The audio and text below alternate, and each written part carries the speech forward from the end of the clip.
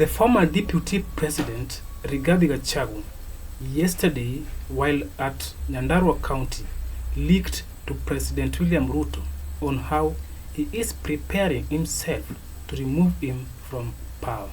Watch it. Mimi ndio nilikuleta hapa. Ukatanganywa na Ichung'wa ati ulijilete. Si ujilete sasa?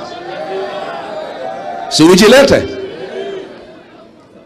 I mobilized 4 million people from this mountain to make you president. I'll mobilize 8 million people from this community to send you home. The British colonialists persecuted and intimidated this community for 10 years. And we said no. Tukapigana na mzungu mpaka akaondoka. Moi aliumiza hii jamii for 24 years. And we said no to intimidation and persecution. Wacha nikwambie wewe William Ruto. Wewe ulikuwa unafikiria that we are still foolish the way you cheated us. Ulikuja ukatudanganya na Biblia. Ndio? Ukatuambia Uhuru Kenyatta ni mlevi. Ukatuambia Uhuru Kenyatta ni mvivu, hakuna kazi anafanya. Ukatuambia tuchukie Uhuru Kenyatta, tukakufuata. Sasa unafikiria ati unapanga fujo Kenya ya kuharibu mali ya Wakikuyu na Wameru na Waembu. Alafu unatuma Kimani Ichung'wa bunge aseme ni Rigiji, ati ndio hii watu wachukie Rigiji. You think our people are stupid for a second time? That was a plan. Waharibu mali ya Wakikuyu na Wameru na Waembu, atume Kimani Ichung'wa, the biggest traitor of our community, to go to bunge ashikane na watu ya Raila. Rigiji amechoma mali ya Wakikuyu na Wameru na Waembu, ati hawa wanichukie vile walichukia Uhuru Kenyatta. Tunaweza ingia kwa hiyo mtego? William Ruto, you conned this community. You cannot con us again. We know you, tunakujua. Tunakuonea itini we. Neguo. Na nikwambie William Ruto, ulikuwa unafikiria ati utanitisha mimi, ati umenitoa kwa kazi, ati nitakosa umaarufu kwa hii jamii. Mimi ndio nilikuleta hapa. Ukatanganywa na Ichung'wa ati ulijilete. Si ujilete sasa? Si ujilete?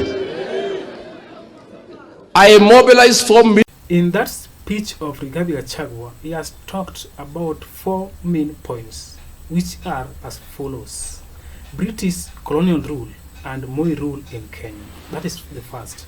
The second one is about the looting and destruction of properties witnessed during the protest of last week. The third one is about Rigathi's popularity in Mount Kenya politics. And the last one is about mobilizing 4 million voters from Mount Kenya to vote for William Ruto. And now on this particular video, we want to base our exclusive analysis on each and every 4 points we had just highlighted. And without much ado, let's just dive right into it. Our point 1 is about British and Moi rule. During the British, not only Kikuyus, like Rigathi is putting it, that suffered. In fact, every community here in Kenya suffered during that particular time. What we know is that the majority of warriors during that time were mostly Kikuyus. That is the thing that I know.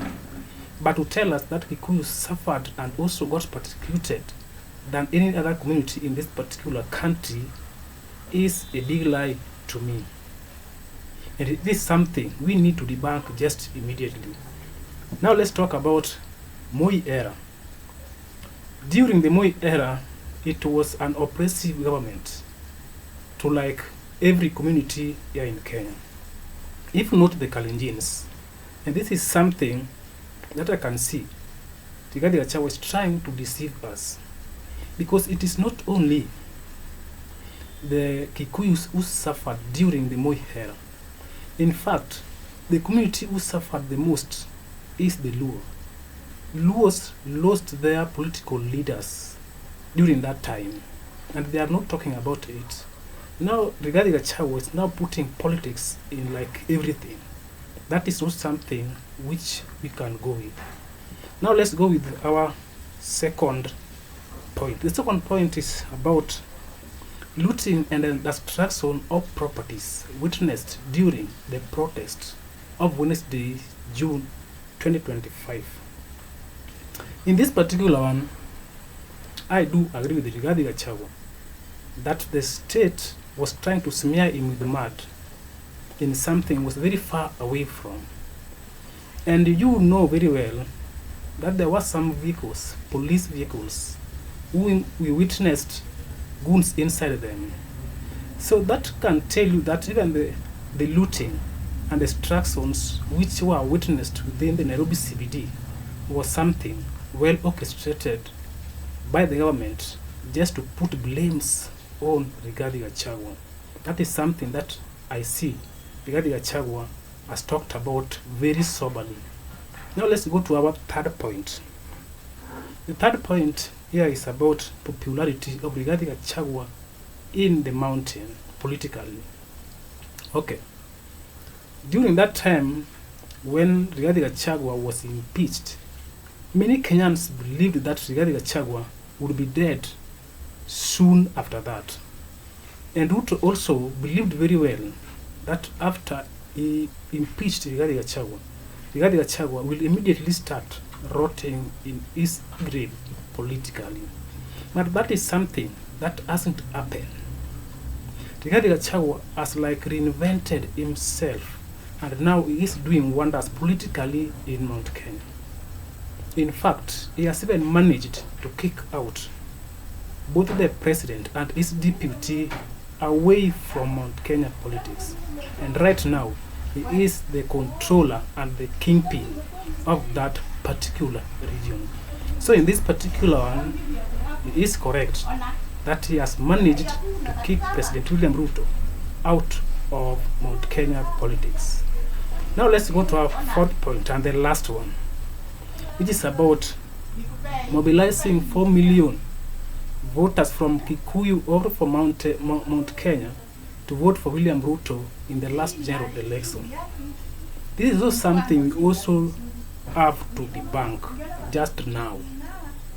Because you and I know very well that before Ruto, by then the deputy, appointed Rigathi Gachagwa as his running mate, they had already had a wide base in Mount Kenya politics. He was like controlling about 70 of the votes there. He had already won the hearts of many registered voters from that particular time. And by the time he decided now to go with Rigathi Gachagwa, he had already had a massive followings from that particular time, from that particular region, I mean.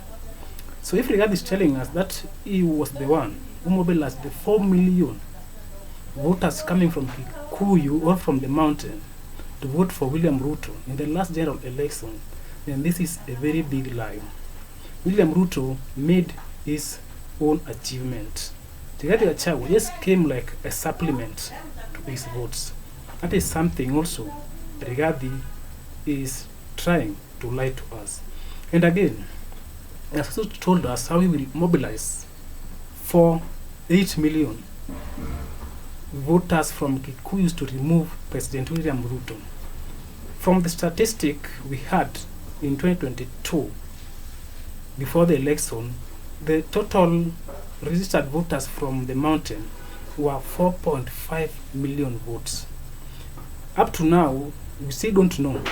Maybe we know that there will be a registration again taking place, but they have not yet reached 8 million. So according to Rigathi, he's seeing that the number will shoot to 8 million, according to him. And the 8 million will go through the ballot, all of them, to vote President William Ruto out. This is also something that is a very big lie, because the IBC has not told us the exact number right now, the voters, I mean, which are coming from Kikuyu land. So this is something we also need to debunk. God is cheating on this. Guys, that is all I had in this particular video. And if you have yours too, you can as well. Let me know in the comments below. Thanks for watching, and let's catch up soon in our next video. Bye and take care.